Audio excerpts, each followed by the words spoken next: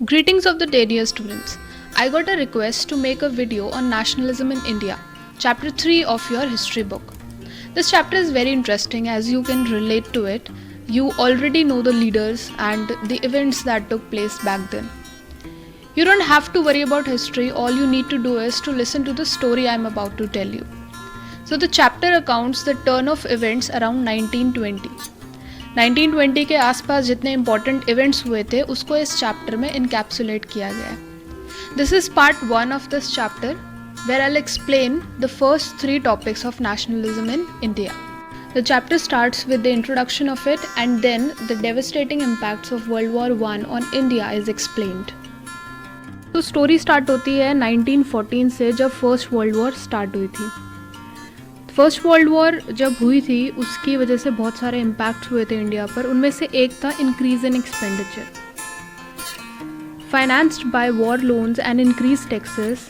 मतलब इस टाइम पे बहुत ज़्यादा डिफेंस में एक्सपेंडिचर करने की सोची थी गवर्नमेंट ने और उसमें उन्होंने पैसा लगाया था जो कि किससे कहाँ से आता था. जो पैसा जो वॉर के लिए लोन लिए गए हैं उनसे आता था या फिर जो ब्रिटिशर्स इंडियंस के ऊपर जो टैक्सेस लगाते थे उनको इंक्रीज़ कर दिया था वहाँ से आता था.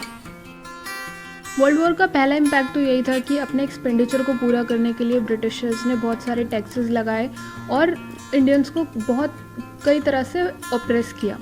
The second one is increase in prices of goods and services.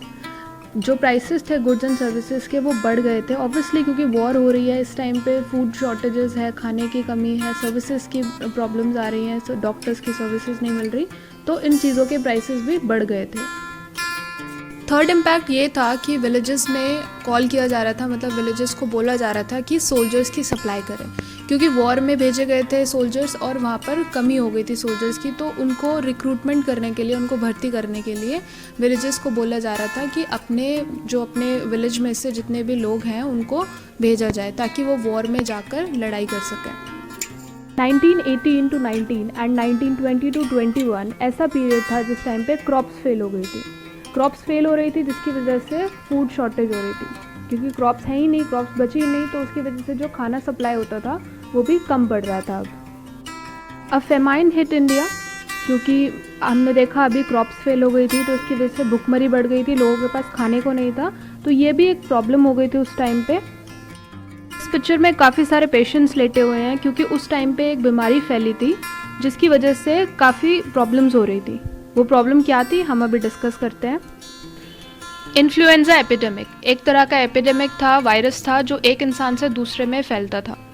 इस टाइम पे पीपल हैड नो वर्क, उनके पास कोई काम नहीं था, नथिंग टू ईट, खाने को कुछ नहीं था और कोई मेडिकल फैसिलिटी भी नहीं थी जिससे इस वायरस का उपचार किया जा सके. 12 to 13 million people died at that time due to this epidemic and the famine that hit India at that time. तो this was the condition of India at the time of first world war. अब हम इससे related 2 questions देखेंगे जो आपके exams में आ सकते हैं 3 to 5 मार्क्स में. The first question is what were the impacts of the first world war in India. First world war का इंडिया पे क्या इम्पैक्ट पड़ा था, ऑल्दो ये इनडायरेक्ट था बट इम्पैक्ट पड़ा था. And the second one was right the devastating condition of Indians at the time of first world war. First world war के टाइम पे जो इंडिया के ऊपर इम्पैक्ट पड़े थे, जो लोगों की कंडीशन थी, उस पर एक नोट लिखना है. इन प्रॉब्लम्स को ठीक करने के लिए एक न्यू लीडर आया था. A new leader came to picture and that person was Mahatma Gandhi. Mahatma Gandhi return to India in January 1915 from South Africa. South Africa से ये 1915 में वापस आ गए थे India. There he helped people to fight racism. वहाँ पर उन्होंने लोगों को रेसिज्म से फाइट करने में हेल्प की थी. And he gave the idea of satyagraha. Satyagraha का उन्होंने आइडिया दिया था. मैं आपको बताती हूँ कि सत्याग्रह होता क्या है.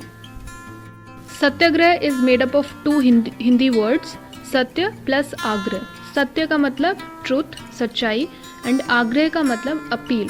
तो सच्चाई के लिए अपील करना ये उनका एक मोटिव था और वो इसको करने के लिए किसी भी तरह का फिजिकल वायलेंस नहीं अडॉप्ट करते थे. वो हमेशा नॉन वायलेंस में बिलीव करते थे, ये आपको ऑलरेडी पता ही है. He believed that if struggle was against injustice, then physical force was not necessary to fight the oppressor. उनका मानना था कि अगर हम अन्याय के खिलाफ लड़ रहे हैं तो हमें फिजिकल फोर्स की ज़रूरत नहीं होती अपने ऑप्रेसर्स को हराने के लिए. वो बेसिकली नॉन वायलेंस या अहिंसा में विश्वास रखते थे। कभी भी उन्होंने हिंसा का या फिर वायलेंस का सहारा नहीं लिया अपनी बात को मनवाने के लिए। People were persuaded to see the truth instead of being forced to accept truth through the use of violence. लोगों को फोर्स नहीं किया जाता था सच्चाई को देखने के लिए, बल्कि उनको परसुएड किया जाता था, इन्फ्लुएंस किया जाता था।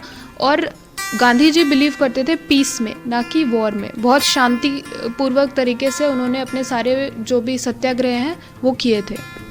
After returning from South Africa, Mahatma Gandhi organise satyagraha movements. First one took place in Champaran which is in Bihar, 1916 में हुआ था ये। It happened to inspire peasants to struggle against the oppressive plantation system. Class 8 में हमने इंडिगो के बारे में पढ़ा था, इंडिगो वाला चैप्टर, जिसमें लोगों को फोर्स किया जाता था कि वो अपनी ज़मीन का कुछ हिस्सा जिसमें वो सिर्फ इंडिगो ही प्रोड्यूस करेंगे। नेक्स्ट सत्याग्रह जो था वो ऑर्गेनाइज किया गया था खेड़ा में, जो कि गुजरात में है। 1917 में किया गया था ये। And peasants wanted revenue collection to be relaxed. Peasants जो थे वो रेवेन्यू कलेक्शन में थोड़ी सी राहत चाहते थे, क्योंकि उस टाइम पे जो एपिडेमिक हुई थी और क्रॉप फेलियर हुई थी, इसकी वजह से उनकी फसलों का नुकसान हुआ था। तो इस चीज़ के लिए गवर्नमेंट ने मना कर दिया था और फिर उन्होंने वहाँ पर सत्याग्रह किया था। उसके बाद गांधी जी अहमदाबाद गए, जो कि गुजरात में है। 1918 में गए थे वो यहाँ पर, जहाँ पर इन्होंने कॉटन मिल वर्कर्स के साथ में सत्याग्रह किया था। और ये भी इसीलिए हुआ था क्योंकि ब्रिटिश गवर्नमेंट वहाँ के जो पेजेंट्स थे, वहाँ के जो लोग थे, उनकी डिमांड्स को पूरा करने नहीं दे रही थी। तो यहाँ पर उन्होंने गांधी जी के साथ मिलकर एक सत्याग्रह किया। तो टोटल 1915 के बाद गांधी जी ने 3 मेन सत्याग्रह किए थे। 1916 में चंपारण बिहार में हुआ था, 1917 खेड़ा गुजरात में हुआ था, एंड 1918 में अहमदाबाद गुजरात में हुआ था, जिन तीनों में गांधी जी ने बहुत अहम रोल किया था।